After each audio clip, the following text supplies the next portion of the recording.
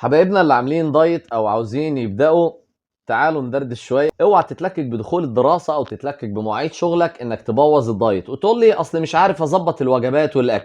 اقول لك على حاجه، تعالى وانا اظبطها لك. بص يا سيدي، انت تفطر قبل ما تنزل من البيت. هتقول لي مش هعرف، طيب هات لانش بوكس، خد فيه فطارك او عيش او توست، وخد فيه ثمره فاكهه او سلطه او خيار او جزر او فلفل وافطر في الطريق. طيب فطرنا خلاص، هعمل ايه لحد ما اروح؟ تقدر تحط في الدايت بتاعك سناكس بسيطة زي ثمرة فاكهة أو خيار أو ذرة مشوية وتاكلها لحد ما تروح. طيب لو بتتأخر في الكلية أو الشغل وبتقول هروح لسه للغدا أو للعشاء، بص يا سيدي، لو هتتأخر خلي الغدا آخر وجبة في يومك وقدم العشاء قبله.